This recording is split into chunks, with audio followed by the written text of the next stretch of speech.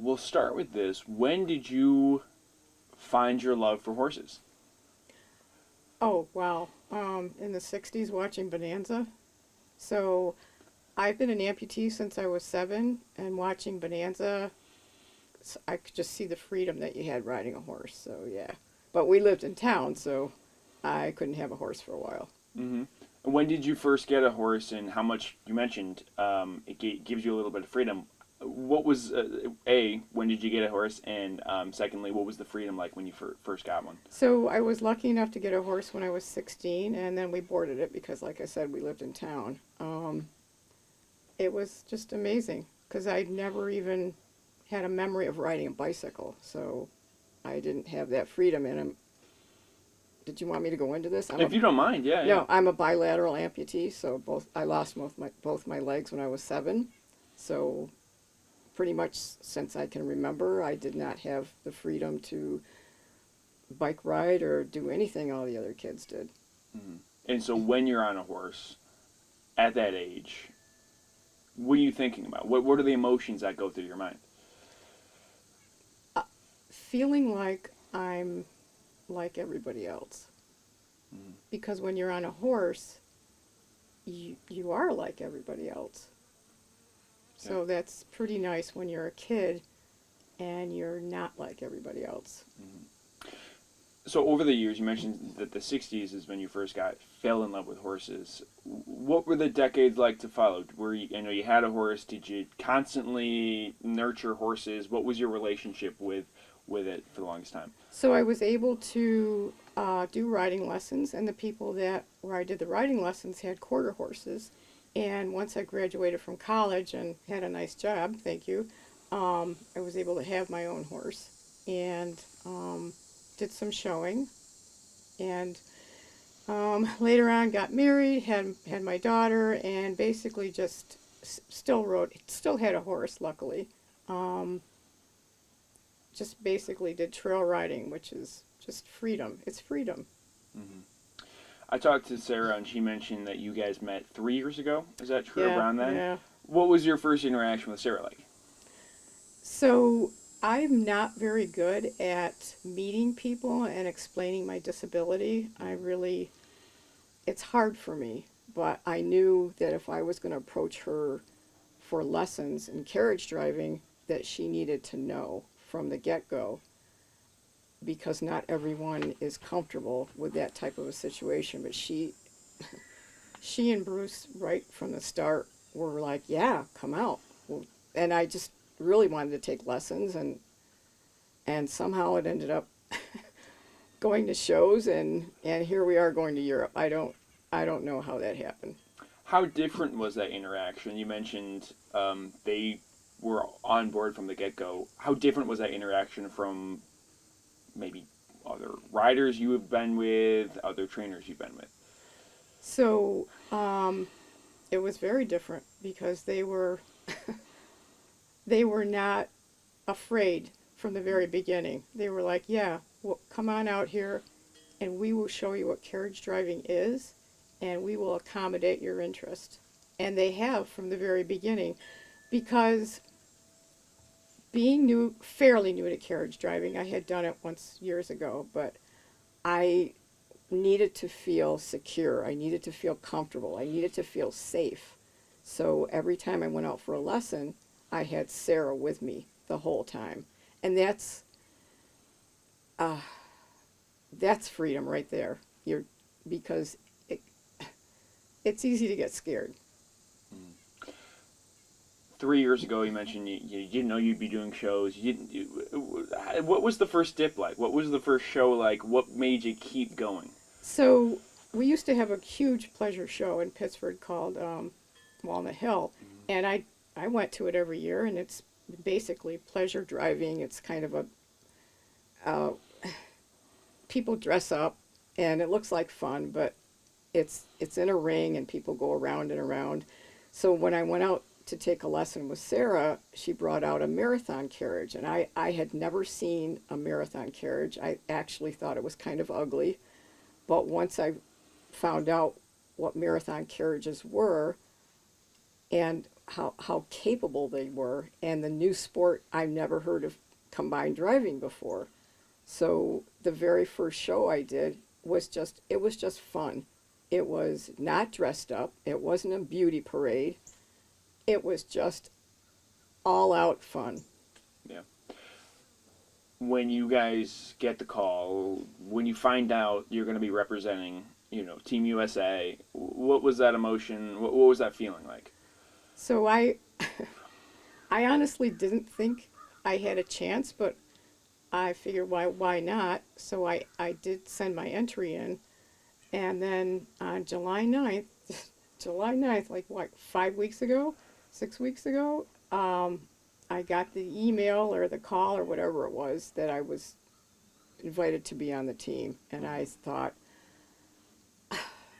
as a kid, I have watched the Olympics every year, and I thought, oh wow, that would be awesome to represent your country.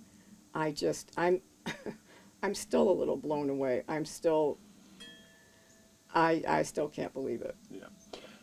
You mentioned as a kid you would watch the Olympics. Would you have ever believed at 7 years old, as the amputee, that you could represent the United States Never, of America? never. Yeah. What is, I you you'd have to know what things were like in the 60s. I was excluded from everything. There was nothing I could do in gym. I there was no bike that I could ride. Nowadays, there's lots of opportunities for people with disabilities. There's lots of sports available. yeah.